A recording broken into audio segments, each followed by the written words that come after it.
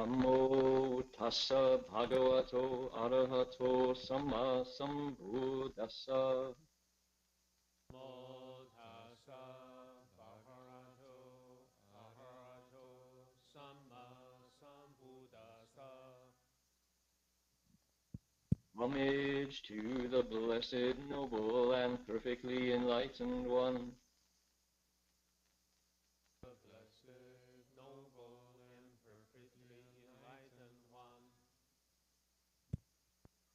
Namo sadanto suchedoye valapati sanmyao sanputoshe.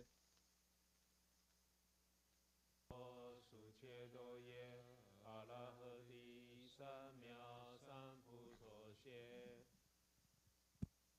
无上甚深微妙法，百千万劫难遭遇。我今见闻得受持，愿解如来真实义。Supreme and wondrous Dharma, subtle and profound, rarely is encountered, even in a million eons.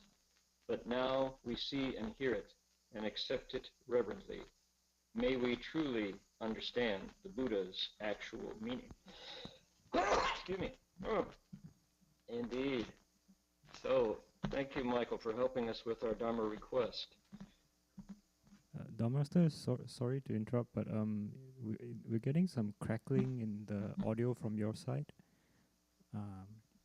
Okay.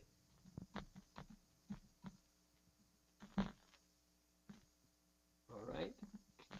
So, how does it work now? Any better? Still the same. What microphone are you using? I'm using my Yeti plugged in. Could you try changing to the built-in just for a moment? Yep. Okay.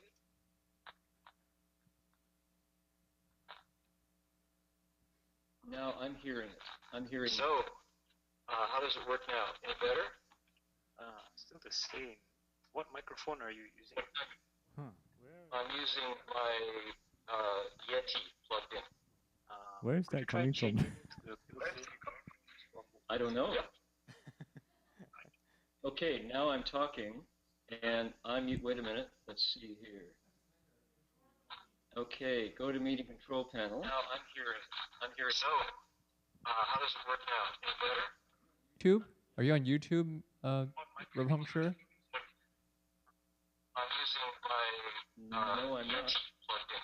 Uh-huh. Where is that I think if we figure out where that's coming from, we'll solve the problem. This is a little bit surreal. Now I'm talking, and wait a minute. Okay, I'm going to log out. I'm going to go to meeting control. I'll quit and come back. I'm here. So, how does it work now? Any better? YouTube? Are you on YouTube, Heng Sure? No, I'm not. Bye. See you later.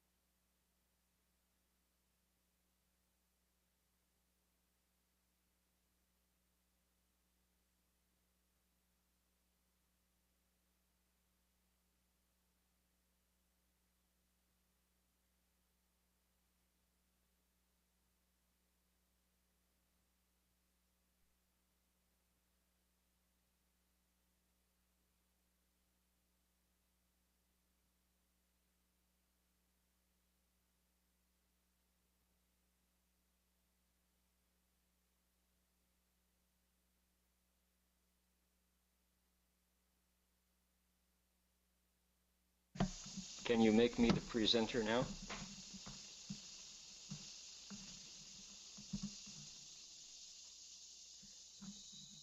How's that? Can you hear me now? Okay. Yeah. I think we've solved the problem. Yeah, I think it seems to be good now. Okay. You know what? I did have YouTube open on my browser. Ah, okay. I had opened it and forgot to close it. So We got an echo. Okay, it's good. It's good now. Boring technical details. I'm sure people who are reviewing this in the future will go, bozos. What a bunch of bozos. Maybe not. Maybe they'll be more compassionate and they'll say, gee whiz, they put up with all kinds of difficulties because they were so determined to bring the Dharma to the West. Right? That's what they'll say, right? Right. And they'll say, why is there a kookaburra on that desktop? Okay. Good indeed, good indeed. So, now, what we're going to do is we're going to, let's see, I think we'll let that go. We have a full program today of sutra lecture, and I want to make sure that we go through the close of the sixth ground prose and get onto the verses that repeat. So how is the audio at this point? Can people hear me well? Yes? Good? Yes? Nice. When we were doing the Dharma request, the lag was very brief, and I could actually sense the call and response quality of it. So now we haven't invoked the Avatamsaka assembly yet, so we want to do that, and then we're going to come back to page 16 here. So here's our, let's see here. There we go, right there. So I'm going to ask people to join me in inviting the Buddhas and the bodhisattvas of the Avatamsaka assembly to draw near, and I'm going to put my palms together and be sincere and see if we can't expand this audience. Here we go. Namo Tafang Guangfo Huayan Jing Huayan Hai Hui Ho Busa Namo Tafang Guangfo Huayan Jing Huayan Hai Hui Ho Busa Namo Tafang Guangfo Huayan Jing Huayan Hai Hui Ho Busa Namo Tafang Guangfo Huayan Jing Huayan Hai Hui Ho Busa Namo Tafang Guangfo Huayan Jing Huayan Hai Hui Ho Busa Namo Tafang Guangfo Huayan Jing Huayan Hai Hui Ho Busa Namo Tafang Guangfo Huayan Jing Huayan Hai Hui Ho Busa.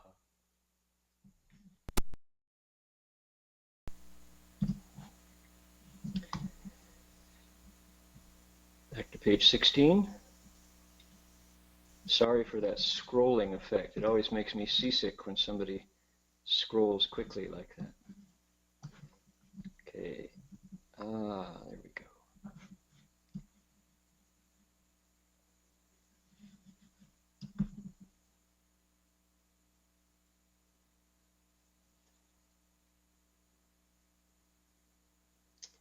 Okay.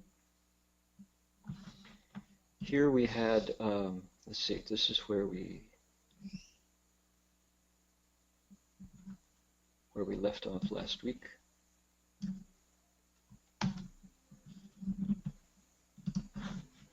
Going to, okay, right there. Okay, good. Now, let's look at the text here.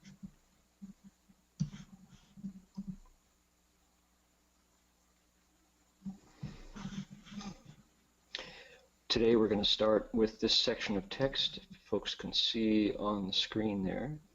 Maybe you have a booklet at home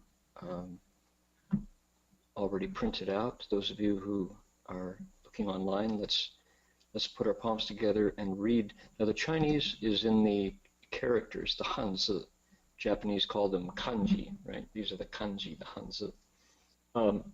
If you are still learning your kanji, your Hanzi, let's read the ABCD romanized text underneath. Here we go.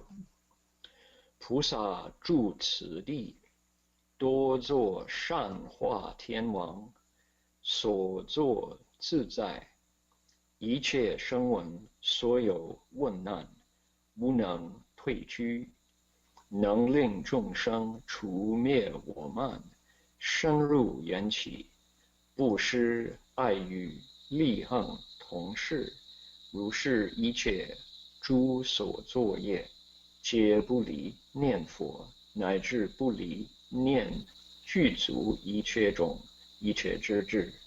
复作是念：我当于一切众生中为首为圣，乃至为一切智智意智者。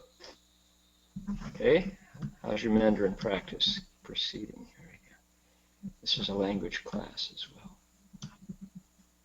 Here we are.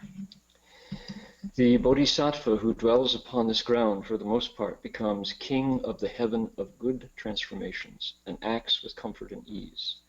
No difficult question asked by any sound hearers can cause him to submit. He can bring sentient beings to eradicate pride and deeply enter arising from conditions. In giving, kind words, beneficial actions, and similar deeds, all the karmic actions he performs are not separate from mindfulness of the Buddha, up to and including not being separate from mindfulness of endowment with all wisdom, the wisdom of all modes.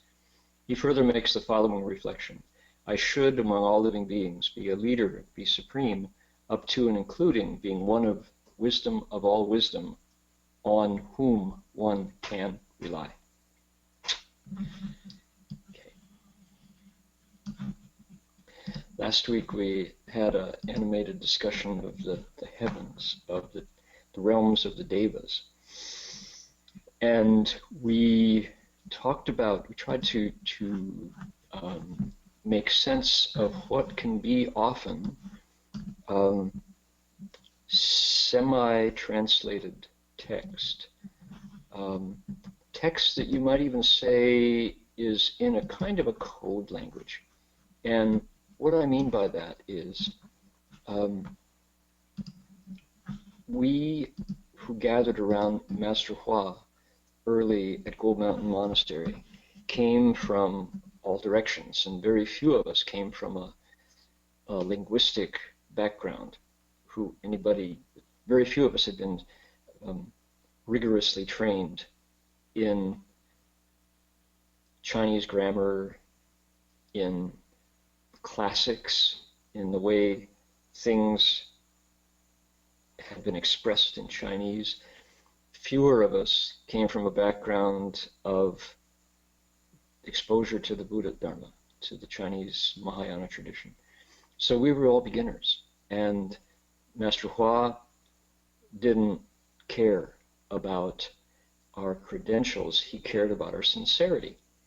And that was all it required. If we were sincere, if we really wanted to open to the Dharma and were willing to change and learn, that was good enough for him. That attitude of willing to learn more, to expand the mind, was very important to him. So from that point of view, from that basis, we started our study and came up with translations of things like this. For the most part, becomes king of the heaven of good transformations and acts with comfort and ease. That's hard to understand in English. It's Chinese text with English pasted on top.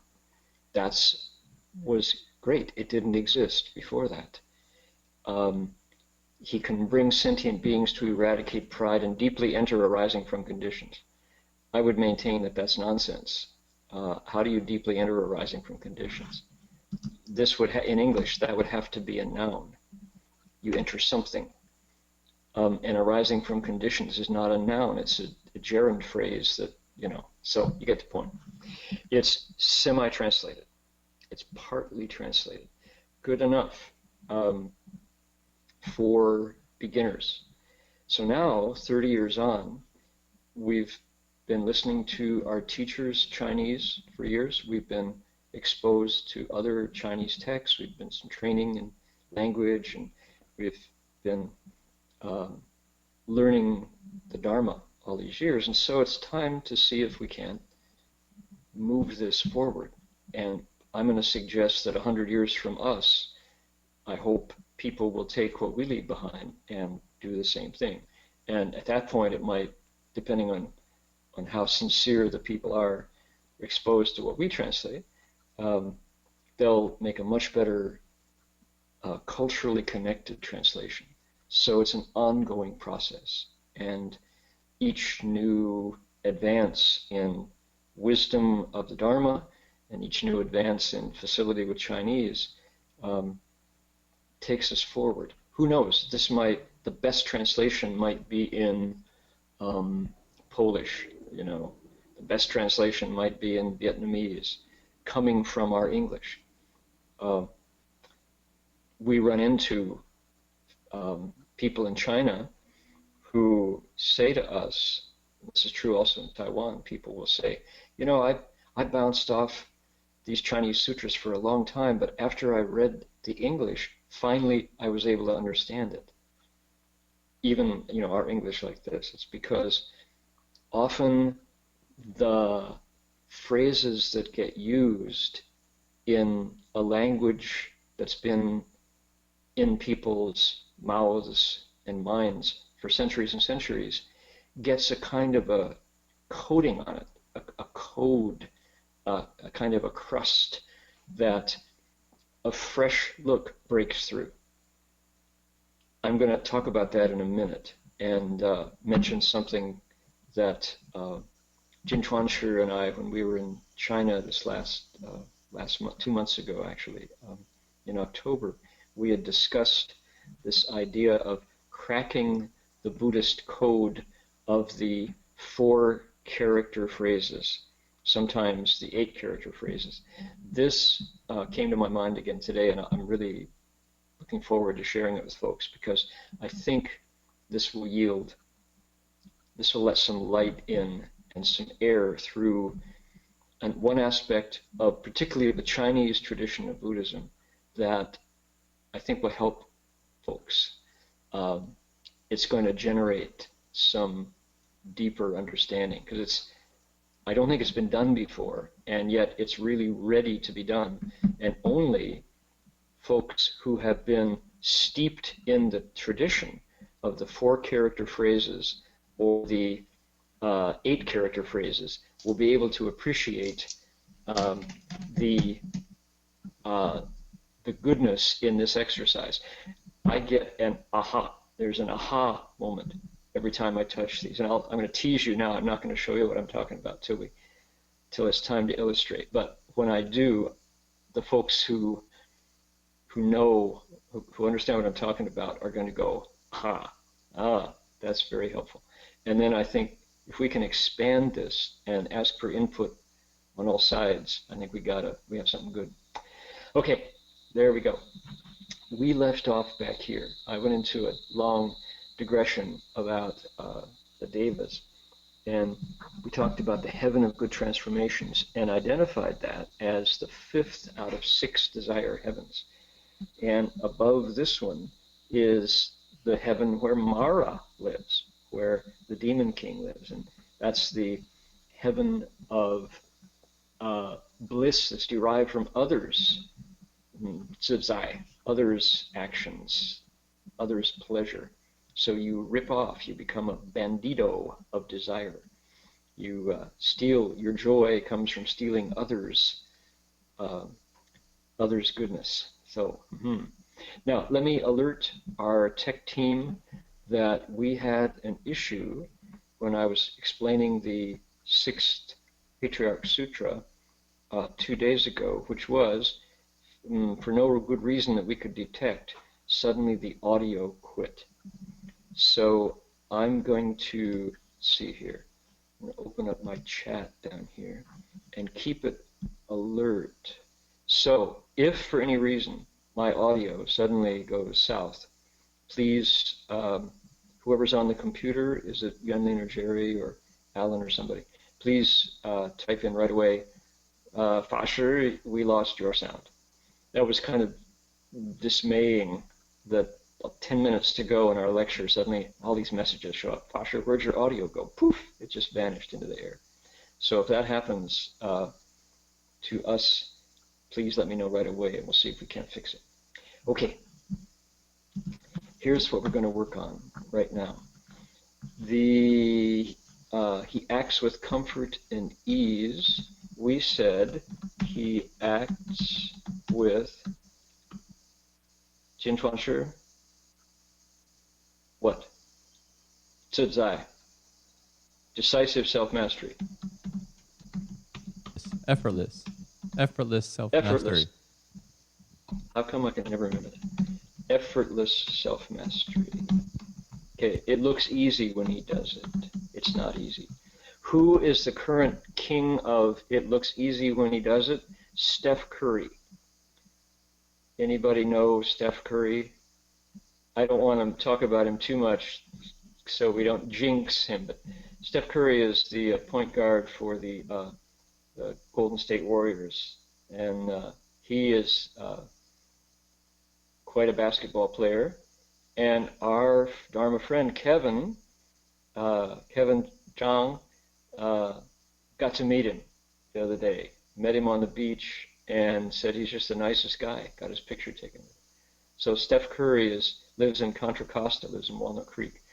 Nice man, and when he handles a basketball, it looks like nothing's happening. And then you realize he's dribbling between his legs, and he's dribbling behind his back.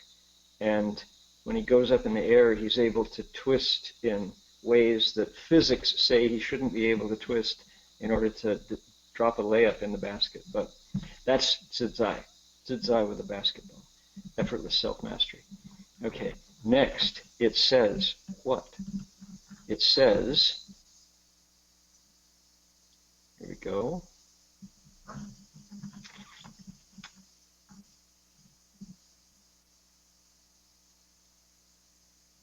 Soyo Wennan, 一切声闻所有温难无能退去. There we go.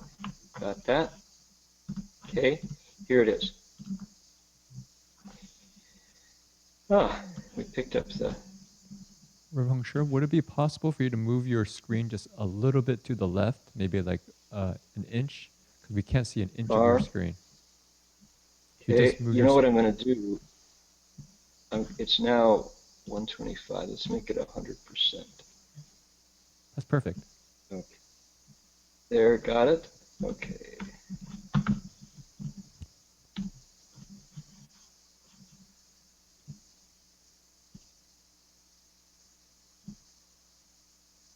There we go. Okay, 64. We'll make this 48 point. 48 point. Okay, let's look at the Chinese here. 一切声闻, all those Shravakas, all those voice hearers.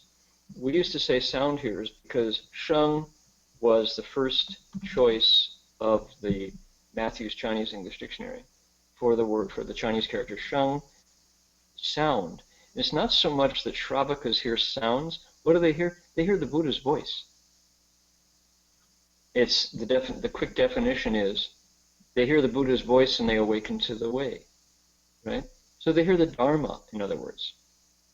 They hear the Dharma. So voice hearers. They hear the sound of the Dharma. They hear the Buddha's voice. And the Shravaka, Sanskrit, I had an awakening when I was listening to the monks at Amaravati. I was in Amaravati when I heard this. And they were chanting, and they called themselves Sawakasango. Sawakasango is 声闻僧中 声闻僧众 there 声闻僧众 that's a tongue twister, a Mandarin tongue twister. 声闻僧众. What is it? We're the group of sound hearers. They call themselves sound hearers. And I thought, oh my goodness, in my sutra that we study, sound hearer is not a name you want to claim to yourself. They're regularly panned, they're regularly criticized by the Avatamsaka text. From the point of view of the bodhisattva, a sound hearer, a voice hearer, Shravaka, stops too soon, gets satisfied with their accomplishment, and doesn't struggle on to take others across. So that's the critique from the point of view of the sutra that is trying to create more bodhisattvas. All right? So you don't want to think, oh, look, right within Buddhism, there's a division. There's a, civil war. There's conflict right within the Buddha Sangha. That's not the direction to go with this. The way to understand it, the way I understand this, the way I make sense of it, from a point of view that assumes the Buddha wanted his Sangha to be in harmony, you can assume that's true, is that becoming a bodhisattva is difficult. Becoming a successful bodhisattva is difficult. It's hard to get all the way to Buddhahood. So, of course, the Buddha wants to make more bodhisattvas because the Buddha wants living beings to become Buddhas. So, in this particular sutra, the Buddha is telling us how bodhisattvas succeed. Here's how you do it right if you want to be a bodhisattva, right? Step one all the way to the final step. If you stop if you're going to midnight and you stop at 10:30, you're 90 minutes short, right? If you want to be a college professor and you don't go on for your doctorate, you stick with your MA, you probably can teach at a community college, and having an MA is wonderful. It's difficult and puts a lot of effort and time and money, but you're not a PhD. If you are a licensed practical nurse, but you're not a registered nurse, an LPN but not an RN, your pay scale is different, right? So, same idea. If you stop at the stage of a Shravaka, you have a tremendous accomplishment. You have already cut off desire, for example. Sound hearers, voice hearers, Shravakas end desire. But they have not purified their mind to the point of a bodhisattva. So, that's where this comes from. Okay? Let's see if I can make this. There, fill the screen a little bigger. There we go. So, that's where this idea comes from. The Buddha is saying, don't stop now. A Shravaka who stops short can tend to be self-satisfied. That's one of the problems of accomplishing a level of awakening without a good teacher, which is what? You're not home yet. You're not done, but you feel that you are. And arrogance is one of the afflictions that is still there. And also self-delusion. What am I talking about? If we look at the 50 Skandha Demons chapter of the Shurangama Sutra, it says, if you do not interpret this accomplishment as sagehood, there's no harm, keep going. There's no obstacle, right? So if you do, however, get to this particular point and think, wow, that's an amazing thing that just happened to me. I've got this ability, I've got this wisdom, I've got these psychic powers, and I feel really good. It feels good in my body. I've never been so zizai, never had such effortless self-mastery. Then you get stuck right there.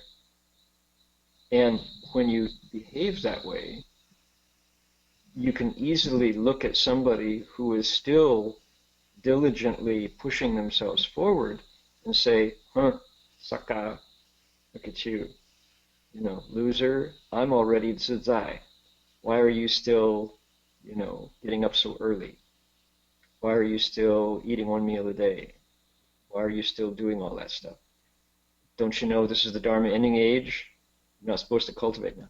And if that happens, it can cause doubts in the mind of somebody who has to rigorously look at their thoughts and think, oh, I really can't trust my mind. I don't think I'm awakened yet. I better keep going. Doubts are crippling. And it says here, questions like that will not cause the bodhisattva to tui chu. Now, tui chu, submit. Nah, I don't think that's what happens in the mind of the sound of the bodhisattva. No difficult questions asked by the voice hearers or shravakas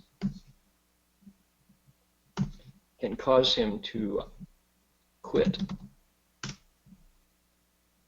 Tui, retreat. Chu, to bend over,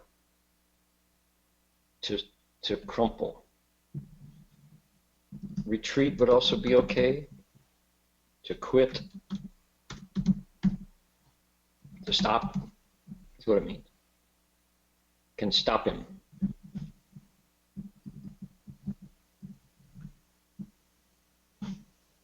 That's good English. No difficult questions can stop him, can defeat him. There. Okay. I wish I hadn't told this story so recently. People who lecture on texts, there's a couple of them in the room there with you. People who lecture on texts know that the part of your value as a sutra lecturer is your stock stories, your cache of stories that you can bring out to illustrate. And if you got some good ones, you have to use them sparingly. I have a wonderful story to illustrate this point. And unfortunately, I told it recently, and you guys heard it within the last month. Rats. Oh, I got to recycle that story. I won't be able to tell it for another year, at least, till you forget it. Everybody forget this story so I can tell it again, okay? It's a great story. Oh, my goodness. It's the story of Shifu in Los Angeles when the Qigong master came with his gun belt on to shoot down the sheriff. You know this one? You know which one I mean, right? Yes? No? Yes? I know Jin Chuanshi didn't go with me to Taiwan, so he didn't hear it in Taiwan, but unfortunately I did a slideshow of some of the stories that I told in Taiwan, and this was one. I told this story at Guoli Taipei Dashi, at Taipei University. Anyway, I'll tell it again. Just in case there might be one person in the audience who didn't hear it, who's going to go, ha, ha, ha, ha, I'm enlightened. You all have to turn to that person and say, don't interpret that as sagehood, and there's no problem. Okay, so here's the story. Perfect illustration of the point. The deal when you're lecturing on texts is if you have a story that exactly fits the case, that's the story that you need. Okay, so here's the illustration. Helen Wu invited Master Hua down to Los Angeles. You've all heard it, right? Oh, we heard that one, Dharma Master. Okay, just for fun, how many people remember this story? Hands up. How many people know this story? Oh, how many people don't know the story and want to hear it again?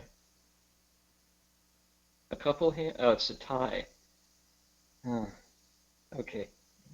Bummer. Okay, here we go. So Helen Wu invites Shifu down to Los Angeles.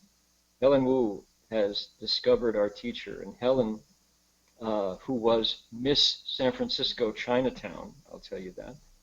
Helen, she and Wesley, in her girlhood, in her college years, painted San Francisco red. They really lived a wild life. And she'll tell you, ask Helen, she didn't hide it. She went down to Los Angeles and kept her connections, and she was pretty much the toast of the town down in LA Chinatown, because back in those days it wasn't that big. And so she found out about Shifu. She came up to San Francisco, met Shifu, just discovered that this was her teacher. She invited him back to Los Angeles to meet her friends down there. Okay. I was with Shifu as a novice, as a shami, when Shifu went down, and my goodness, Chinatown, Los Angeles emptied out to meet Master Hua. The people who came up the hill to Pasadena, where Helen lived, were just amazing number of folks. There were the distinguished politicians were there. And at that time, the Chinese were not a presence. China was still undergoing lots of struggle, right? It was in the Cultural Revolution. So the Taiwanese Chinese politicians came, the Hong Kong community came up, scholars came, distinguished professors came to meet this learned monk. The other Dharma masters came. I know Chang Basher was there, and who else? Yeah, I won't remember. Who was there? Anyway, lots of monks came up, and then the Taoists came, and the feng shui teachers came, and the artists came, and the actors came, and the filmmakers. Just all of this group, the poets, the literati came up to meet Master Hua. And one of the people who was there, who went on to become extremely well known in China, is a man named Xia Jingshan. Xia Jingshan was an artist and a psychic and other things. Anyway, one guy came through the door on the second day who made everybody very nervous. And this guy was a combination Qigong healer, martial artist, feng shui master. Covered all the bases. He was a young guy and obviously very hungry. He was after disciples and money and wealth, power, of course, and he had that look about him. If you've seen Western films where the hot gunslinger comes into town looking for the sheriff, because there's gonna be a duel in the dust, a gunfight at OK Corral, right? It's gonna be a shootout on Main Street. Well, that was the feeling in Helen's living room when this guy came through the door. Now, I set the stage for you, right? So I was sitting on the sofa next to Shifu, and I could feel in his body a change just sitting there.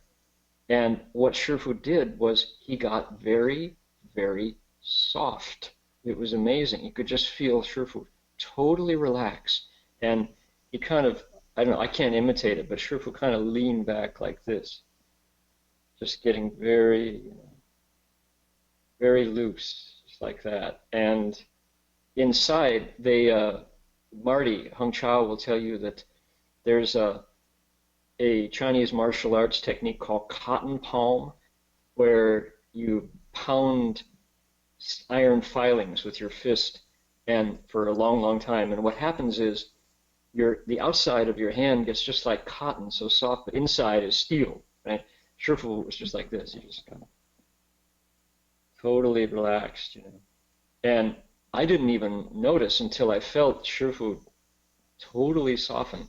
And yet there was this steel, he was ding, like that. And then I looked up, and here's this guy coming in. He stands there like this, and he's staring down, and everybody's quiet. And the guy, it looked to me like he had a gun belt on, and he was waiting to draw his 6-gun. And the guy said, 如果一切空, 何必修行? And then he turned, as he gave his line, he just turned like this, turned away as if that's it, one shot, it's over, gotcha. Just turning like this, very proud. What he said was, if everything is empty, why bother cultivating? Right? 如果一切空, 何必修行? And then he turned away like, that was it, it's over, Shifu smiled, and in the same tone said, 如果一切空, 何必问呢? He says, if everything's really empty, why do you have to ask?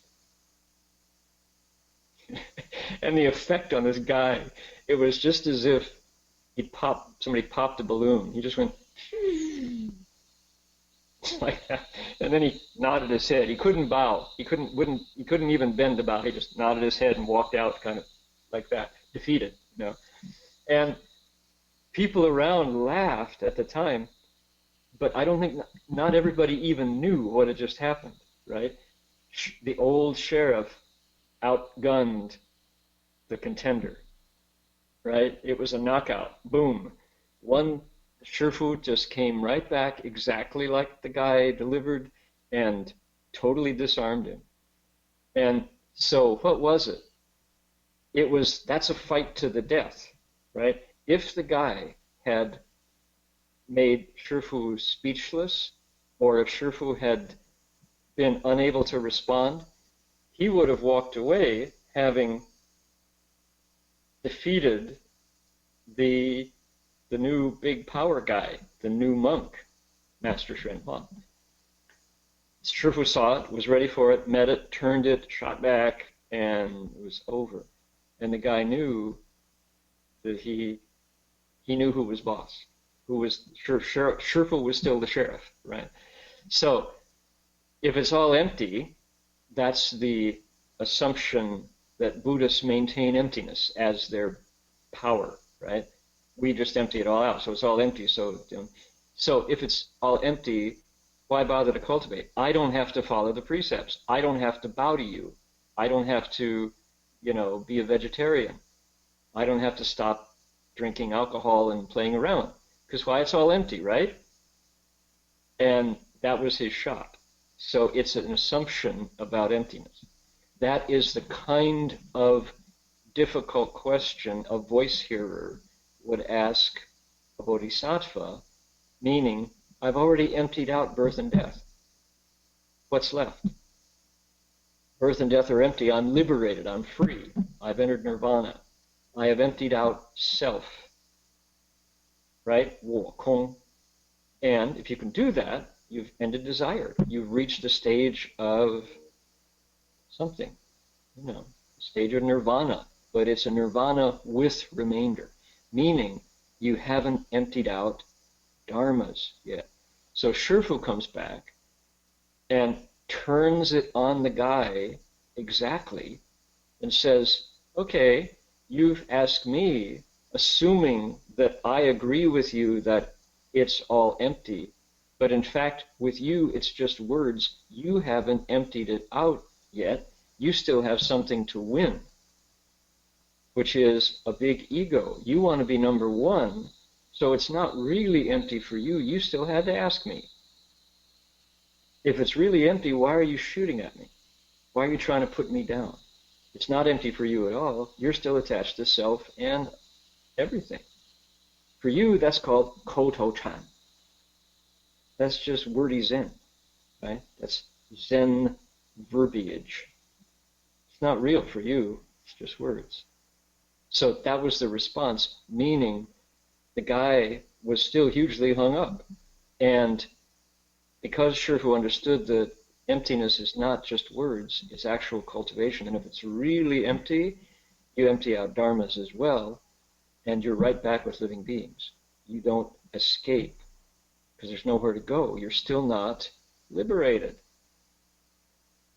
You're connected to everybody. They're not free. You're not free. So that's a perfect story to illustrate this line of text, right? So there you go.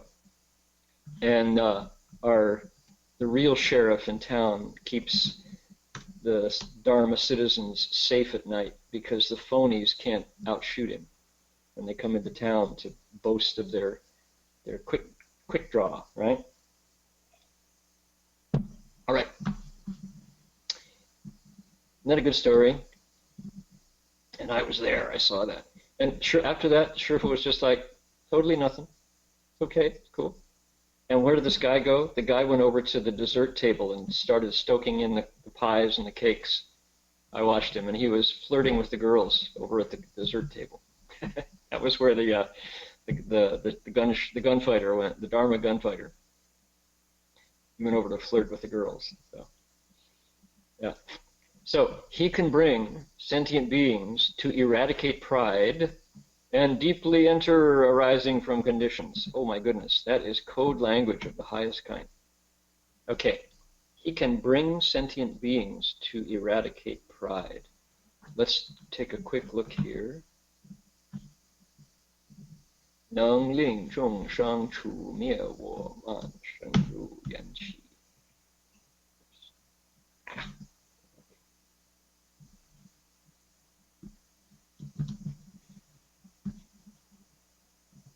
Okay, here we go.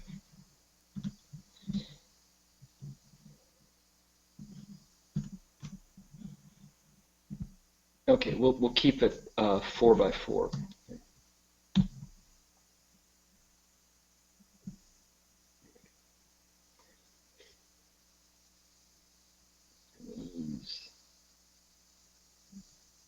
Okay, there we go. Oh, we can't do that. Oh, yes, we can. Use 3. Right. There we go.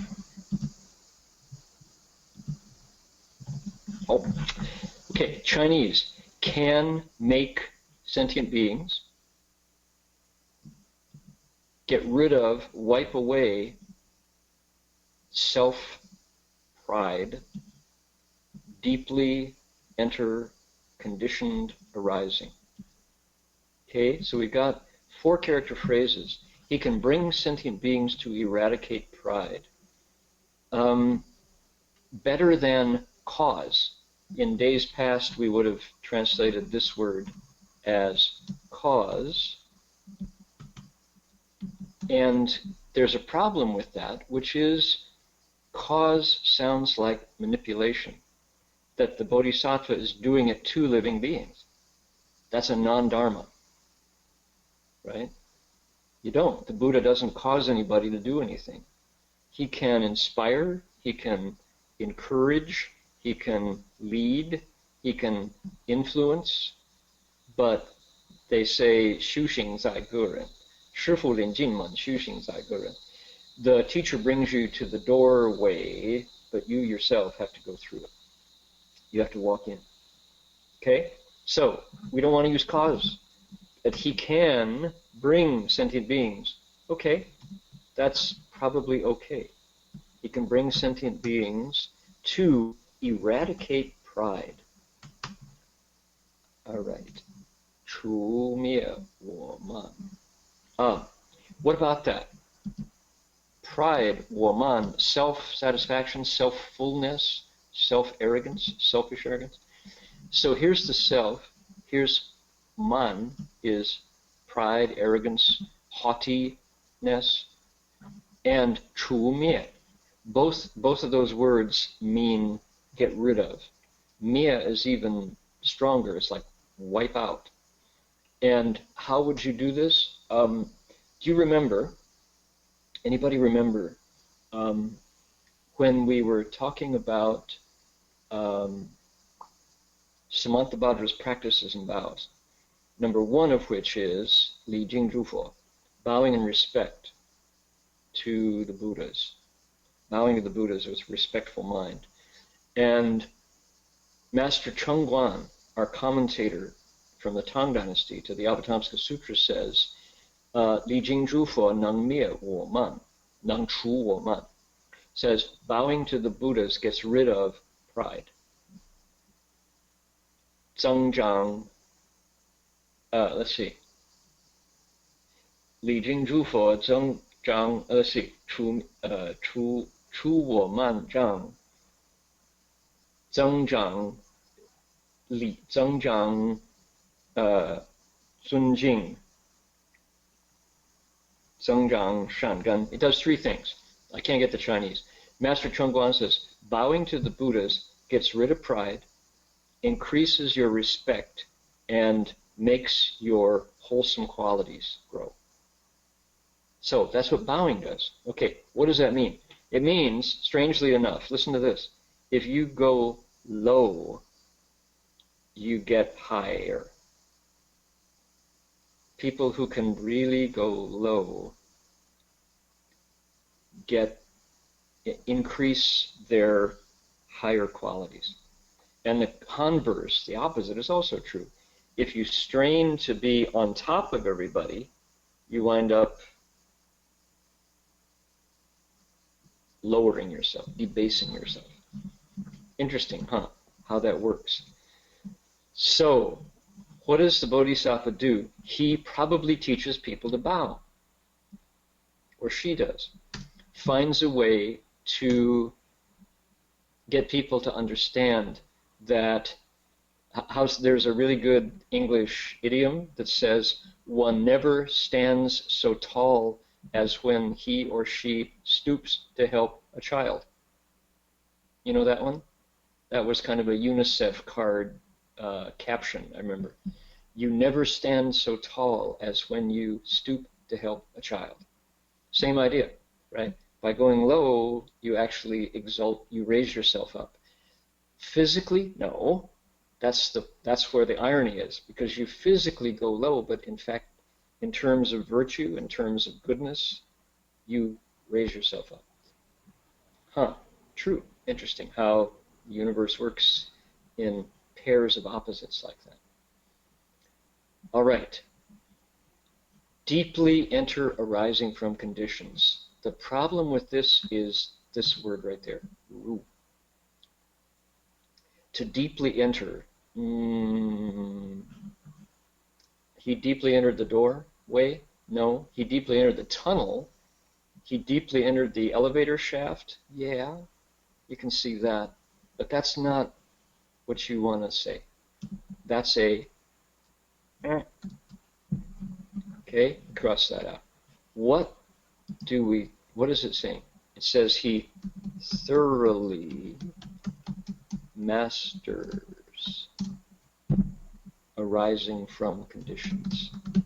The principle of conditioned arising. Okay, I remember the first time we touched the 6 grounds, we listed all the English names. I think we came up with like 6 or 7, more than that. There was a bunch. Jinchuan Shi, what's your favorite translation of Yuanqi? Pratitya Samutpada. You can't grab for your notes. I'm looking for the mic. You were grabbing for the mic. That's allowed. You can do that. I don't know. I don't actually have a preference. I just have a conceptual map of all those words point to the same concept. Okay, Yuanqi, what do you, if somebody says, what are the 12 links, what do you call them? 12 links of? Dependent origination. See? That's all you had to say. Oops. Give me another one. The condition arising. Condition co-arising. Condition co-arising. There you go. Yep, see? DRBAs is probably condition links. The 12 condition link. That's what we call it. I knew we had it. Okay. Okay, good enough. Stop him before he translates again. Okay. You're going to confuse us. There are too many. Tell me what you're talking about. Well, how about this one? Pratitya samutpada. I remember one day Professor Nakasone told me he was speaking from his Jodo Shinshu training, Japanese Pure Land tradition, and he said, Pratitya Samutpada, perhaps the Buddha's signal accomplishment. Perhaps the Buddha's most supreme creation. Pratitya Samutpada. And now, Dr. Nakasone studied the Avatamsaka at Wisconsin University, right? He knows the Avatamsaka. But he was speaking from a tradition that is based in a survey of religious. He is also thoroughly schooled in comparative religion. So I think that comment, that pratitya samutpada, conditioned arising, dependent origination, conditioned co-arising, conditioned links, etc., from the point of view of Indian religion, all of the traditions that existed in India at the time, this is unique among those. The Buddha's description of the 12 links as being the process of creation, this is the Buddhism's creation story. Every religion, right, has, and then the three wise men followed the star, and they came to Bethlehem, and there in the stable was Joseph and Mary and the Christ child. Okay? That's the creation story. You go to the Hebrew scriptures. God, in the beginning was the Word, and the Word was good. The Word is God. That's a creation story. The Buddha's creation story says it happens in each tiny new thought. In every macro millisecond, we go from ignorance conditions activities, activities conditions, consciousness, consciousness conditions, name and form, 12 links. Pratitya Samutpada, it's called. Dr. Nakasone was talking about that. He said this insight of the Buddhas among other religions is unique, which I think is kind of cool. That's not the way our Chinese Mahayana describes it. We kind of assign the 12 links to a ground between the sound hearer, the Pratyeka Buddha, and Bodhisattva. The 12 links are assigned to that state of samadhi called solitary enlightened one, or those enlightened by conditions, Yuanjue.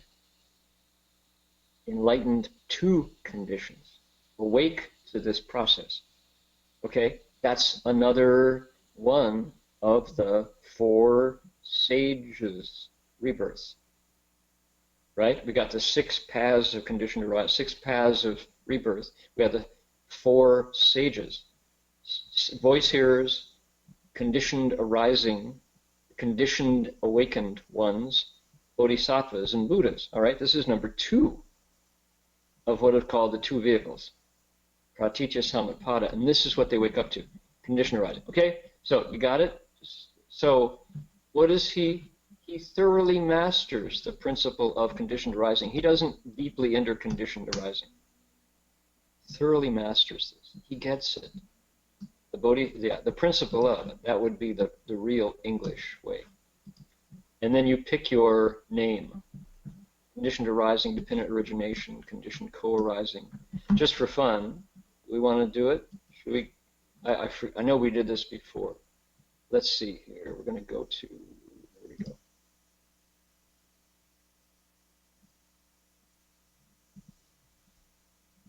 What is it?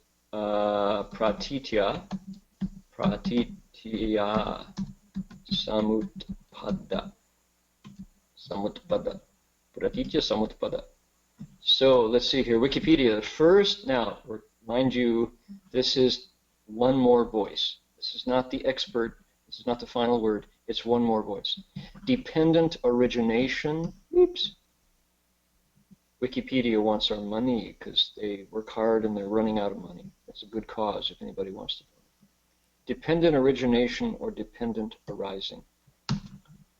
All dharmas arise in dependence upon other dharmas. Dependent origination. There we go, Wikipedia. If we all gave $3, the fundraiser would be over in an hour. Donate now. A little bit of free advertising for Wikipedia. Thank you, Wikipedia. We use you a lot. So, there we go. Dependent origination, yes. Dependent arising, no. There we go. Okay? There it is. That's Wikipedia. So, he thoroughly masters the principle of dependent arising. Okay? Now, see, isn't it good that we cracked that code? Otherwise, we would have him deeply entering conditioned arising. And that's like, no. Make it make sense before you stop, please. Question? Whose hand is up there? Somebody got their hand up in the air. I can't see in the back. Is this better?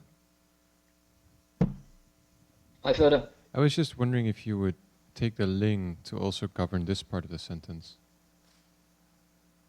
So, ling zhongsheng, ru, shen ru, yuan qi. Would we use ling to link it to that verb? I mean, Yeah, so ask again, say again. So that it's not just that he is causing living beings to eradicate their pride, or what did we say? Yeah. But also that he causes living beings to deeply enter, to thoroughly master dependent origination. He can, okay. So your question is that, does this verb still pull, does this engine on the train also, let's see, does this engine also pull these boxcars? Is that what you're asking? Yes, exactly. Okay, I think so, yeah. And it's to bring them, he can, let's look at it. Bring, influence, encourage. That's a good one. That would be in line with the this notion that I was circulating over we're heading into the summer now, but over the summer, I was thinking about, the question came as authority figures in religion. And what is the Buddha's role? Because I'm teaching now in a country where Buddhism is brand new. That's Australia. And in America, it's brand new. There's not 3 brands. It's brand new. But in Australia, it's brand new. It's like really, really new here. And just today, there were folks who actually came from Sardinia, a little island in the Mediterranean. They're Italians from Sardinia. 2 couples who came in, they set foot in a Buddhist space for the very first time, and I was very aware of these golden images on the altar with swastikas on their chests, And who is that authority figure? Who's that Buddha? This summer, I have been talking about the Buddha as a coach. And there's, people raise eyebrows when I do that. What do you mean by that? Isn't that demeaning of the Buddha? And no, it's not. If you think about a coach, when I grew up, I'll just talk about my experience. If you were, I was the only teams I played on that had a coach. I played baseball a lot, and I got cut from basketball in high school. I wasn't good enough. And I also ran cross countries. We had a cross country coach. So I had 3 different coaches who I worked with and knew and got coached by. And when the coach gives you instructions, you don't toss it over and decide not to follow, right? You follow the coach's instructions. Do you worship the coach? No. He's there to help you. He knows better than you how to do it. He's got a bigger picture in mind. And the method he gives you advice, he gives you techniques, and then he encourages you. And when you fall down, he picks you up again and sends you back in, right, or pulls you out the right direction. That's what the coach does. The Buddha, in his teaching of living beings, expediently is like a coach. That is to say, he says, here's the Dharma, here's the method. Avoid extremes, follow the middle way, go, go, go. Apply yourself with vigor. Ooh, okay, here, let's try this. That's okay, come again, you'll get it, And you obey his instructions. You don't think, nah, you don't know what you're talking about. You think, yes, But the coach is full of knowledge and experience. I think if we approach the Buddha's instructions that way, we get it in a way that doesn't require Westerners to have to bow to another god or a god-like divinity.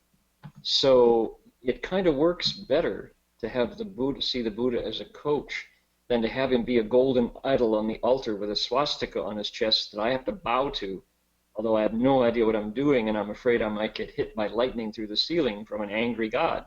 And he sees me bowing to graven idols, right?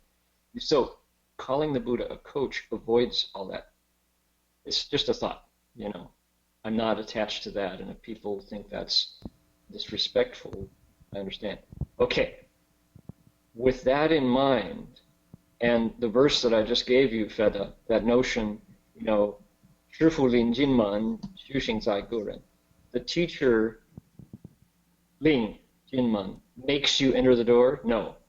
The teacher brings you to the door, and you yourself go through it. You have to do it yourself. Heng That's Sure? the idea. So, yeah.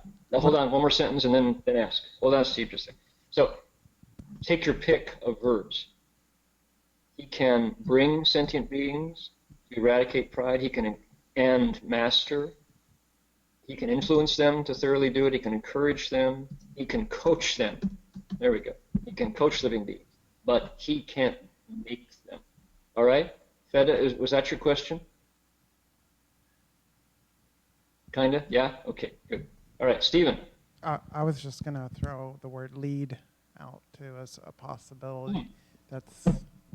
Nice. It depends on your view of the leaders, but if you consider them benevolent, that's not a bad word. Yeah, we follow a coach. There's if anybody is a what do you say? Anybody who follows sports, there's a very interesting situation happening with the Golden State Warriors. Like I say, we're watching them in progress. I'm not going to talk basketball any more than I talk politics, but their coach, Hugh Kerr, had a back operation just before the season began, which took him out of active coaching. So the coaching job is being handled by an interim coach, Walton. And the success of the Golden State Warriors, historians of basketball are going to chew over, and sports fans are going to be chewing over, who's really coaching? Is it Kerr in the background who shows up in the dressing room but he's not there on the court, cheering them on? It's an interim coach who's done a bang-up job. Who's really coaching? And probably the answer is both. And Walton is really polite. He's really good. He says, no, I'm just following orders, But people are going to go, wow, who's making the decisions, game to game to game, that's leading to this incredible success that the Golden State Warriors. Okay, so there you go. So who's really the influencer? Okay. All right. Thank you. I think lead. We could. Yeah. Question? Yeah, for sure. I think Alice is watching online and has a question. Alice is watching. Alice, why aren't you there? You're online. There's all these empty seats there. Your seat is with your name on it is there, but Alice is not there. Okay, go ahead. Ask the question. Okay, question is, what's the connection between eradicate pride and master the principle of conditioned arising? Okay, I don't think there's any like direct connection. It's just that those two things are happening here. Now, certainly, if you haven't, I mean, logically, if you're still really proud, if you are, if your ego is right in front, then you will not thoroughly master conditioned arising because you simply won't see it. What is woman, this pride? It is one of the five basic afflictions, right? We talk about greed, anger, delusion, pride, and doubt. So it's out of five afflictions that trouble my mind, your mind. Pride is number 4. It's a heavy, basic, gamban fannao is number 4. So an affliction means the mind is like that. It's knotted up. When your afflictions are over, the mind is like space, they say. All the knots are untied. The darkness has gone away. So, if woman, if pride has not been eradicated, then you won't master conditioned arising. But is there any direct connection between these two? Probably not. This comes up. Why? That's the theme of the 6th ground. This whole ground is talking about the 12 links. Now, understand, guys, we could also say, thoroughly master the principle of the 12 links. And people would know that that is the 12 因缘法. Right? That's one of the Chinese names of it. It's the Dharma of the 12 links. Yuan Qi is also another one, which we saw. There is Yuan Qi right there. 12因缘法 could also call it that in Chinese. Okay? Is that good, Alice? Can you give me a thumbs up online? There we go. Well, we didn't see you, Alice. Okay, now, we looked at these last week and said, these are called the Se, She, She. The 4 methods for making friends. Not. 4 methods for gathering in. That's a funny, isn't it? Gathering in. That's a Matthew's Chinese English Dictionary name. 4 methods of attraction. Why do you want to attract people? Well, the bodhisattva has made vows. 4 methods of attraction. The bodhisattva's made vows that he can become a Buddha after everybody else becomes a Buddha first, because he sees the connection between himself and all beings. So the sooner people get attracted, the sooner his vows come true, although he's not like in a hurry, but he doesn't want to waste time either. So the 4 methods of attraction are 4 ways that people get interested in the Dharma, start to reflect on their behavior, start to change their bad habits, start to review their thoughts, right? Start to clean up, take refuge, take the precepts, get serious about their cultivation, and then gradually eradicate negativity, gradually increase their wholesome qualities, create merit and virtue and blessings, grow in wisdom, transform ignorance and affliction into bodhi and wisdom, and wake up. So that's the whole job, one by one by one. And these are the ways the bodhisattva brings people around and keeps them there.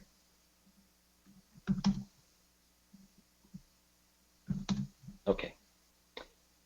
And using these 4 methods of attraction, look at this long sentence. This is a mess. I'll say that. It's not well translated. What does it say? It says, in all in the things the bodhisattva does, when he gives, when he speaks nicely to people, when he helps people out, and when he collaborates with people, when he is a colleague, a friend, a co-worker with people, all the things that person does, he or she does with their mind on the Buddha, and then we got this up to and including not being separate from. That is one of the clumsiest phrases. Isn't that clumsy? Up unto and including not being separate from. No, that's not what it means. What does it mean? It means that here's how the bodhisattva goes about being a bodhisattva. Bodhisattvas want to help people out. They want people to wake up so they can wake up too. People they care about, their family, their friends, their mothers, right? Their brothers. And so when they have the opportunity, they are generous to them, they speak kindly to them, they don't say harsh things, they help them out, and then they work with them. And that's what they do outside. What they're doing inside is they have their thoughts on the Buddha. And other things too. Take a look at the Chinese here, we'll get it. This is a phrase that came up in, all over to here. This phrase came up in our translation of the Vinaya. Some of the bhikshus at Tathagata Monastery are translating the Buddha's rules for the community, the Vinaya. And this Niger came up. We talked about it this week.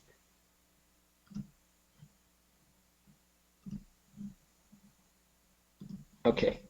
不是阿谀理事利亨同事. Here they go. These are the four.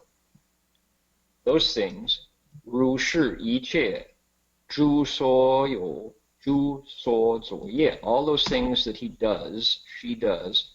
Here we go. Here is the list. This is what I want to show you. So, giving, kind words, things that help others, benefiting others, and identity in work, meaning collaboration. You work with folks. You become a colleague, a co-worker, right? You become a friend at work. You help out. You talk nicely. You're generous. For things that make people like you outside, but inside, everything that you're doing outside, all the karma that you do, here's the verb, 不离念, not apart from mindfulness. In other words, you hold these thoughts in mind. While the bodhisattva is doing this stuff, he is thinking, she is thinking of the Buddha. Okay, now I don't have our chapter in my fingertips. If I did, I would go back to ground 1, 2, 3, 4, and I would turn to the place where the prose goes into the verses, because this is that boilerplate, right? It's that pattern, that refrain that comes up. And in one of the grounds, either 1 through 5, it said, 如是一切所作诸业不离, and then it gave the list, 念佛, 念法, 念僧. I'm sure those three. Mindfulness of the Buddha, mindfulness of the Dharma, mindfulness of the Sangha. And then I believe there were 3 more. Often it's giving, precepts, and the devas. 不离不施, 不离戒, 不离天. But there's another separate list, and it goes on to include 10, because there's an Avatamsaka list. And one of those is 念具足一切种一切智智, which means the Buddha's wisdom. So this Niger, followed by the same verb means there's a list here. We're not going to give you the whole list. We're going to point to it and say, we're going to shorten it for the sake of brevity. Otherwise, you get that same list again, right? So everything the Bodhisattva does outside, while he does it, he, in his mind, in her mind, is thinking of the Buddha, the Dharma, the Sangha, various things the Bodhisattvas keep in mind, up to and including the perfection of the wisdom of wisdoms, the highest wisdom.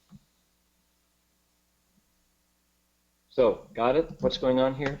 So, the Buddha's, he's from the Buddha all the way to the highest wisdom. So, what question is being answered here? These are the Bodhisattva's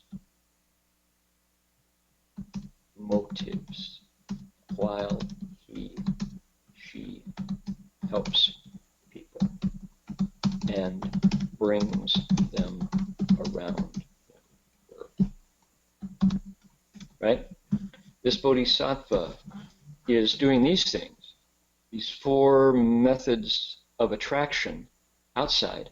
But the reason why all this whole thing here is just to say Bodhisattva's got a motive. He wants people to wake up. And so he is, there we go. The Bodhisattva's motive is to help them. And so how do you do it? You keep your thoughts on goodness, on the Buddha, on the Dharma, on the Sangha, on generosity, on goodness. Okay? Make sense? That's what this is saying. So we have the Bodhisattvas on the 6th ground outside, is doing this stuff, bringing people around, and inside, the Bodhisattva's mind is focused on good stuff. Now, why would that be true? Why is that the case? I think it's because, how do you like the Gold Coast? Isn't that pretty? I think it's because while you are giving to people, speaking kindly to them, helping them, and working together with them, it's easy to become like them. It's hard to stay mindful of Dharma when you get close to people who are not close, who are not thinking about the Dharma. If you go where people are really hurting, you go down in places where the pain is, right? This is not one of them. You're looking at, what is this place here? This is called Surfer's Paradise. The town is actually called Surfer's Paradise. That's the name of the town. You can see why. Look at the waves breaking here. We are standing in a place called Coolangatta and Elephant Rock and looking up. So the Gold Coast is all this long strip of town, many little towns. So Southport is up here, and Main Beach, and places like that. Okay, now let's take a look here. The Bodhisattva is with these living beings, trying to help them out, trying to wake them up. And what if those living beings not only don't get awakened, but they pull him down? Could that happen? Yeah, definitely could happen. If the Bodhisattva's samadhi is not titanium strong, he or she could decide that it wasn't worth it. If it's all empty, what's the point, right? What if the Bodhisattva says, it's really all empty, who cares whether I follow the precept? Wouldn't do that, right? After the 5th ground, the Bodhisattva's got strong samadhi. But suppose he or she is alone and doesn't have backup, doesn't have support. It's easy to be taught and transform by living beings, right? At what point does that totally never happened, the next ground, seventh stage, right? Seventh and eighth stage. So we'll find out coming up. Or as soon as we're done with the sixth ground, we go right there. So what does the Bodhisattva do? He makes a reflection. He says, you know what? Among all living beings, change this grammar around. I should be a leader. I should be really the best. I should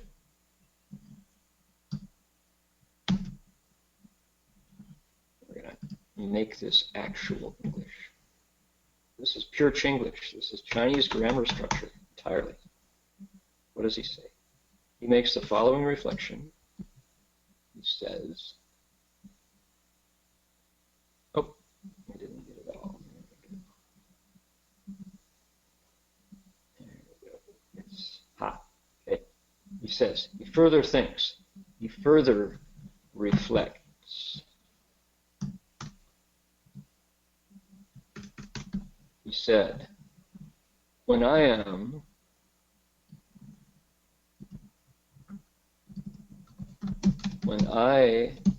with living beings, I should be a leader. I should be, let's see, what's the Chinese here? He says, 为首为圣 乃至为一切中一切圣 I should be sheng here, outstanding. I should act as a leader of living beings. My performance should be really good. Suppose we said flawless, I should perform really well. I shouldn't allow myself to slack off at all, up to and including. Now, David Rounds, one of our frontline varsity translators, said up to and including is a clumsy translation. I agree with him. It's that Niger again, meaning what? Some stuff in the middle has been dropped out. Now I don't know. I believe it was the fourth ground where this part of the text are, from the prose part to the verse part, right where they meet, there's this repeating refrain. There's a long list. I should be shou, I should be sheng, I should be di, I should be zui di. He goes to this long list of the Bodhisattva is encouraging himself, herself, to be right next to living beings who are hurting like mad and not get depressed and not want to quit and not get discouraged when they turn their back on him, her, right? You almost got living beings convinced and then they go out and get drunk, they shoot up, they crash their lives, and you don't quit. That's what's going on here. This is encouragement coming from, it's a pep talk. The Bodhisattva is giving herself a pep talk. Don't stop, don't quit. And the up to and including here means stuff has been left out. I should be outstanding, and so forth. I should be a reliable source of the highest wisdom. You don't want to, I should be one of wisdom of all wisdom on whom one can rely. No. Come on, talk English. I should be a reliable source of the highest wisdom. Okay? So that when living beings come to the Bodhisattva says, I can, you can't turn me or make me forget my precepts or my vows. In fact, come to me 10 times, I've got the answer for you. Not 6.5 times, and then 3.5 times something else. Okay? So I think that's a better, accurate English translation. When I am with living beings, I should act as their leader, so I'm not led by them. I should be outstanding, semicolon. I should be really good. I shouldn't quit. I shouldn't, not show up, and so forth. I should be a reliable source of the highest wisdom. That's an English translation. Okay, how about that? Questions, comments? Is this, every time I read this, I thought, God, the bodhisattva sounds so proud, I should be great, I should be wonderful, I should be, up to and including being one of wisdom of all wisdoms on whom I got. It's like, whoa, what happened to our bodhisattva? Why did he suddenly start speaking Chinglish?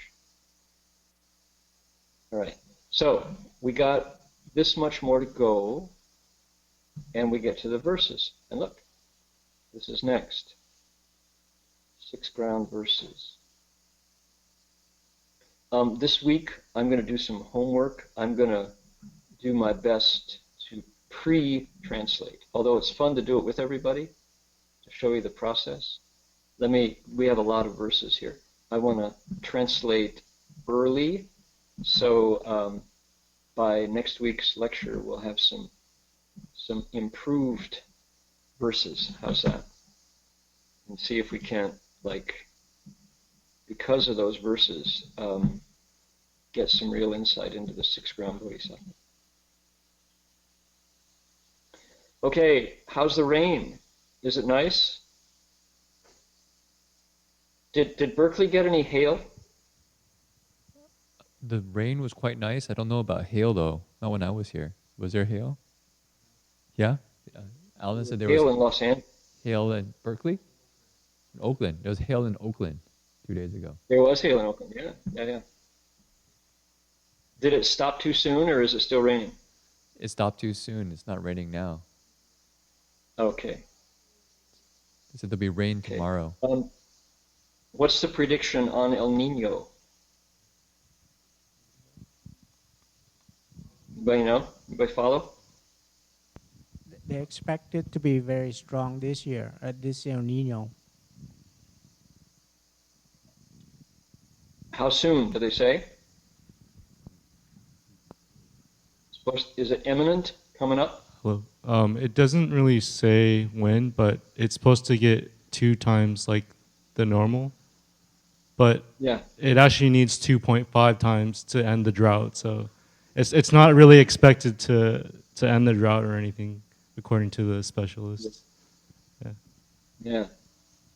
In order to end the drought, there has to be snow on the Sierras, and there isn't any. I mean, there's a couple feet from this week's snowstorm. I'm following California weather really closely, and the water that we drink this year was last year's snow. So now there's no snow, which means next year's water is a question. What do you do? Like towns like Porterville down in the Central Valley shut down. There wasn't any water. They couldn't truck it in enough. Okay, who's got a comment or a question? Pasha, there was a comment online. Okay. The comment is, my thought is that the bodhisattva should be a role model. Oh, that's nice. Thank you, yeah. I should be a role model.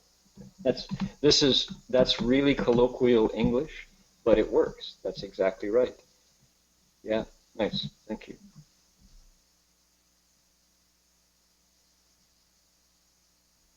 Okay. Well, by golly, I think we wanted, I want to keep our music going. I didn't, today in my meditation class over at the Buddha Hall, I didn't bring my guitar along. It was raining and I didn't carry it. And 3 of the people said, hey, where's your guitar? We missed the music. And I was like, oh, you do? I thought nobody liked it. So I didn't bring my guitar. And they said, no, we really like their music. So I was encouraged to bring my guitar. But we have an issue with GoToMeetings EQ, right? They're the balance of the various frequencies in GoToMeeting is done precisely for voice. That's why our voice sounds really good. But when you play a guitar, it doesn't sound good. I was wondering, Dharma Master, have you ever turned off the EQ on GoToMeeting on your side? Have you done that before? There's actually an option that says it equalizes specifically for voice, but there's an option you can unclick that allows it to. It's under, I think, audio settings. Okay. The Mac might not have that option. Let's see, audio input. Maybe I'll go to preferences. Let's see. The preferences of audio. There's one that says something like equalize for voice, or and you just unclick that checkbox, and then it might be better. I've got, let's see here. Webcam, nope. Updates, nope. Meetings, mute me when joining. Recordings, nope. General. No option? Okay. Nope, maybe we can try it out later. Yeah, here's another preferences. Here's webcam preferences. Oh, we just saw that. Okay, yeah, we should work on that because it would be nice. Guaranteed now, it doesn't sound good. So I don't want to submit everybody to that because it's painful. But let's see here. I've got my control panel, show, telephone mic and speakers, audio. Okay, I don't see anywhere. Maybe we will investigate. Yuanlin just says that probably the Mac doesn't have it. So. Oh, you think? Why would you assume that? My goodness. That's what Yuanlin told me.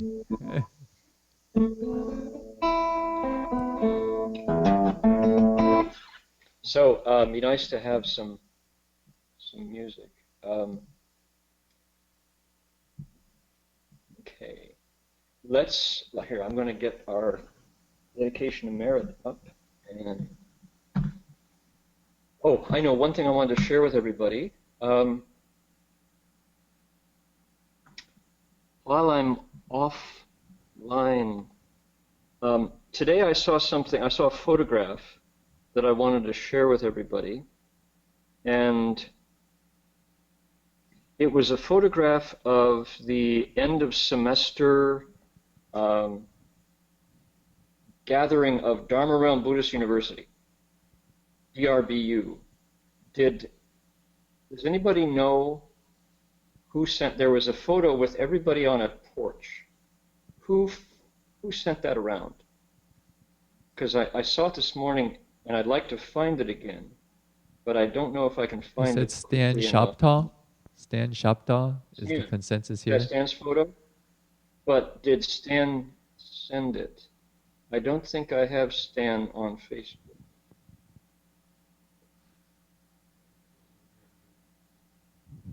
Let's see here. It says DRBU page of Facebook. DRBU page. Let me find that. Good. It was worth looking at. It's an inspiring photo. DRBU doesn't bring up a page. Is it Dharma Realm Buddhist University page?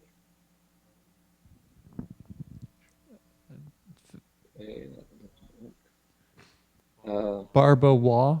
Barbara said Barbara. I believe it was Barbara. Yes. Okay. Just a second here. I'll check. It's worth looking at.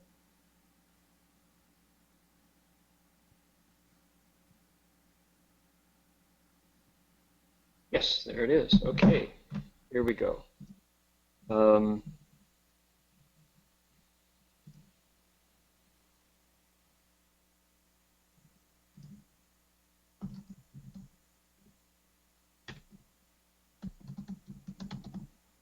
Okay, this I think is inspiring. We're sneaking a peek at Barbara's Facebook page. She probably won't mind, right? Right there. There's our picture. Okay, we'll let that come onto the screen. How about that? This is Dharma Realm. The caption of this is DRBU. what? This is party. It's the end of semester party, or gathering, or meal, or lunch, or something.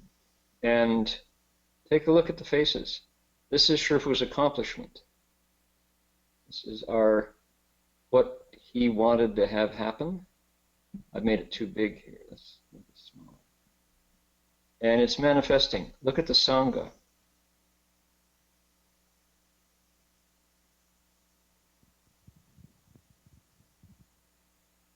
I was very inspired by this.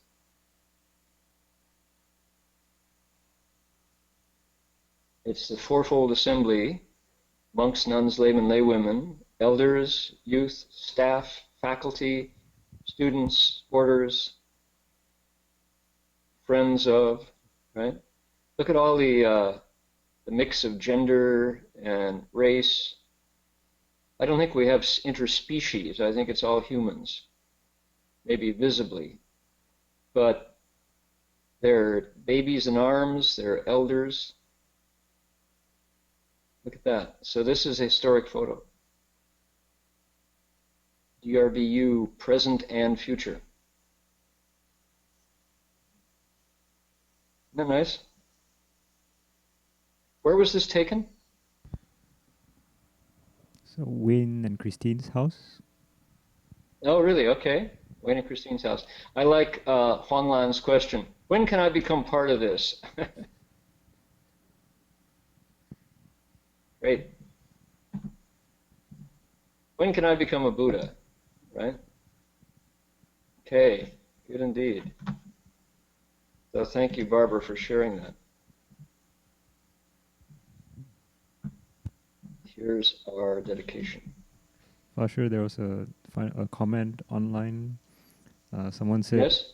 I truly enjoyed watching you translate. It is very inspiring, and I hope to better my Chinese so that I may help with translation one day. Thank you for all your hard work. Hallelujah. I think Buddhists can say that. Hallelujah. Great. Put your computer mouse where your mouth is. That is to say, yes, please. Jayo. Okay. So let's transfer the merit, and we'll see you all next week, same time, same place. May every living being, our minds as one and radiant with light, share the fruits of peace with hearts of goodness, luminous and bright.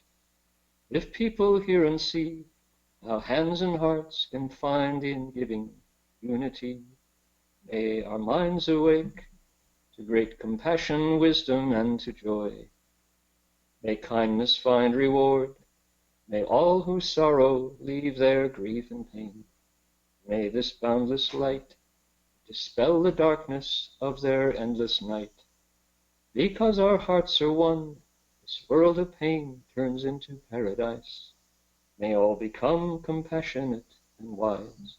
May all become compassionate and wise. Oh, I just realized that I said I was teasing you because I was going to show you what I wanted, an exercise, and then I didn't do it, ran out of time. Let me quickly give you a flavor of it because this was inspired. Let me make this small again. Okay, here's what I had in mind. We have in Buddhism, in the Chinese Mahayana tradition, we have the great influence of Chinese culture, which Chinese culture worships one, right? This one is a picture of stitches, stitching over, cross stitch, holding, fabric together. There's cross stitching and stuff, and it holds fabric together, but it holds culture together and the community. And Chinese culture has been intact for 5,000-10,000 years. It's still Chinese culture in a straight line. By comparison, American culture's not even got 300 years and it's falling apart. Okay, so, all right. One of the things that this contributed to Chinese Buddhism was something that are called zi, cheng, right? Zi, cheng, four character idioms. idioms in 4 characters or 4 words. Okay, that's a rough translation. So what that means is the Chinese, because of Chinese language, 中文, because of one of the beauties of Chinese language, 中文. Sorry, here we go. 中文 is that you can say a lot in 4 words. And Chinese Buddhism has benefited from that by taking very, very complex ideas and compressing them down into the most economical form, kind of like a diamond, and then transmitted them. And so a lot of Han Chuan Fojiao, Chinese tradition of the Mahayana, comes to us in these 4 character phrases. I have heard monks, when it comes time to, quote, speak Dharma, simply rip through a couple dozen of these 4 character idioms and let it stand. In other words, they have 1字般若, they have literary prajna wisdom down pat. And literary prajna wisdom is full of these 四字成语, 4 character phrases. Man, oh man, there are so many of them. We got them directly from Shifu because Shifu was the best at these. He knew exactly when to use them and how to use them and teach from them. But we who heard them got them out of the context. We just heard them stripped from their centuries-long contextual tradition. And so we assumed that's the Dharma.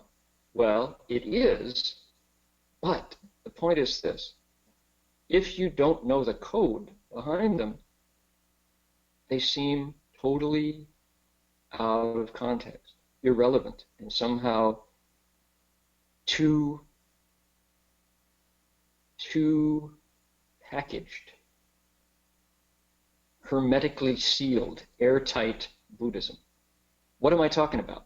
Here's one. This is an 8-character version.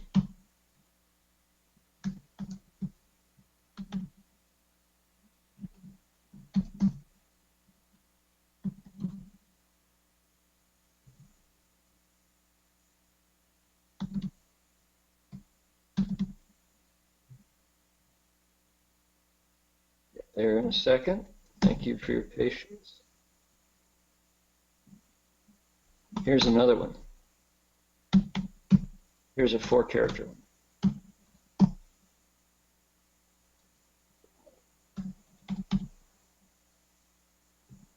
If we stick with the 4 phrases, 4 characters, and don't interpret them, we can cause ourselves trouble. We can stumble over the code and miss entirely the human experience that is bound up in these phrases. That's what I want to do. And I'm suggesting it would be a really, really, really, really, 4 reallys, good exercise for us, the 2nd, 3rd, going into the 4th generation of Western Buddhist disciples, to unpack these, to decode them. Look at this. Here's what I mean. I'm just going to give it to you and then quit because we're over time, right? Here we go. Suffering, bitter, ocean, no boundary, comma, turn head around is other shore bank. You will hear Buddhists go, 苦海无边回头是岸哦，苦海无边回头是岸. And everyone goes, yeah. Right? And so we go, oh, the sea of suffering is God boundless, turn head to the shore. And you go, No, it's not. What are you talking about? What's the sea of suffering? What do you mean? And we get a totally distorted, warped view of what is inside this phrase is profound wisdom and oceans of tears and misery and freedom and liberation from that misery. The Dharma is in these phrases, but if we don't crack them open and let the air and the light in, we'll miss it all. And people who hear these, if we just pass them on as if we knew what they were, if we don't, people who hear this will think, nah, I'm going to go meditate, right? Here's another one. Oh boy, oh boy, oh boy. How much misery here. Cut off desire. Get rid of love. Oh boy. Right? Christians, my mother, me, the first 14 years of my life, heard that love was the highest good. What do you Buddhists want to get rid of love? What's wrong with you?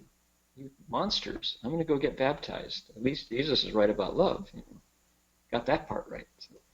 And what is being said here? What is the context that gave rise? This is profound wisdom. It's exactly right.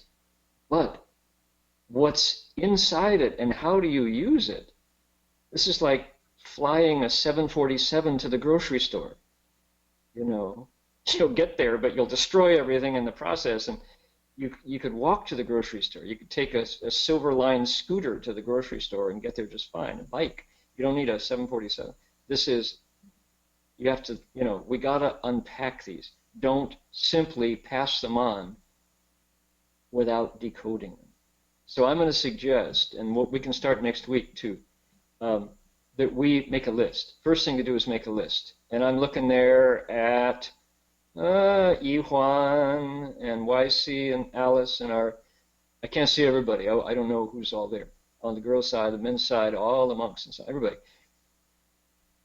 Think back on these phrases that we've heard from day one in the Mahayana tradition and make a list of them. And we'll pick out some good ones and open them up. I think this is a great gift to the generation coming behind us, right? Because these need unpacking, man. These are so powerful.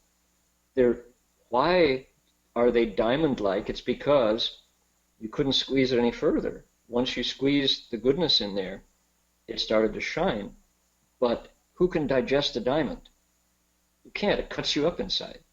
You have to be able to unpack it and realize there's human experience inside there. There's lots of birth and death, confusion leading to awakening and liberation inside each of these phrases. So let's make a list. Here, I got a head start. I'll be right back.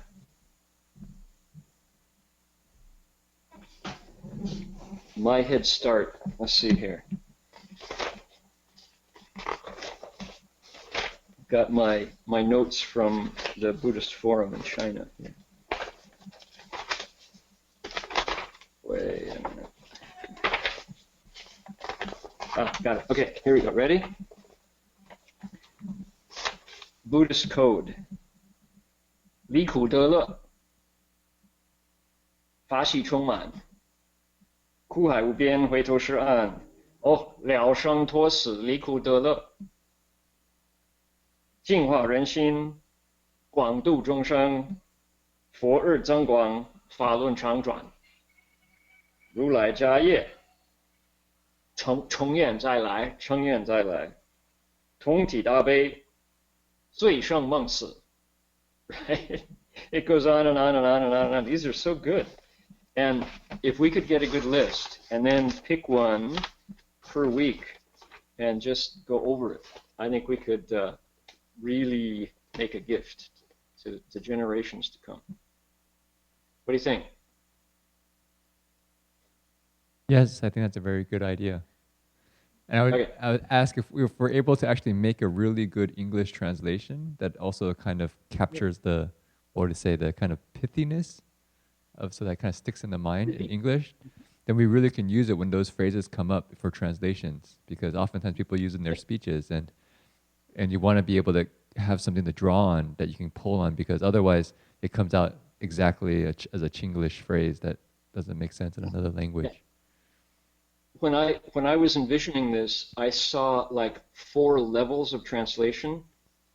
One would be, okay, for example, here's a level. We could do like a very formal, thorough explanation. So almost like a exegesis, right? You do a full, nuanced explanation of each phrase without worrying about terseness. Then you could do what Jin Chuanshi suggested, which is do a useful, tidy, tight version, but then really translate it into street talk. And I mean, does anybody know about the suffering ocean in urban America? Oh yeah. We talk about misery. We talk about the blues. What does it mean, the ocean of suffering? We say, I got the blues. I'm feeling really bad. I got misery. That's what it means, right? So each phrase should translate it down so you can choose from among our various Englishes, because we got a bunch of Englishes going at once, right? So yeah, I think if we look at this, we could have a really street version of Buddhist 4-character idioms that would communicate to people. Okay, that's it for... I have a quick question. Yeah, I can add one. Yes. Is 广长舌相, the vast and long tongue. I have difficulty with this vast and long tongue whenever I recite the Avatamsaka Sutra in English. I mean, that's just like, the image is just, I just couldn't get wrong with that. 广长舌相, right? The vast and long tongue. 广长舌相, a vast and great tongue sign. Yeah, scary. Let's see, it's number 5, right? This is one of the Buddha's 32 hallmarks. And is it talking about it? It's literally broad, long tongue mark. Ugh, what in the world? Like Alan, every time I hear this, I block it in my mind because it sounds like a freak. It sounds like a monster, right? Some huge tongue. You think of a comic book monster. It's talking about the Buddha's voice, right? He's got a big voice. It's one of the hallmarks, one of the Sanchara Arsham, 32 hallmarks. When you become a Buddha, your voice is heard everywhere. So this is a metaphor. It's not a physical tongue organ. So we should translate. The first translators of the Amitabha Sutra. Thus in the East, the Buddha expands a vast and long tongue everywhere, covering the 3,000 great thousand words. No! Terrible. So yeah, that's a good one. Hang on, just nominate that one, Alan. Thank you. Okay. Remember how the Mickey Mouse Club used to end? That's all for today from Rhubarb and Jose and from your buddy Jimmy Blaine. No, Rough and Ready. Now Rough and Ready 2 will say goodbye to you. Hoping we'll be back again. Okay, see you later. Omitofo. You want to lead everybody in transference? Bye-bye. Okay, Omitofo.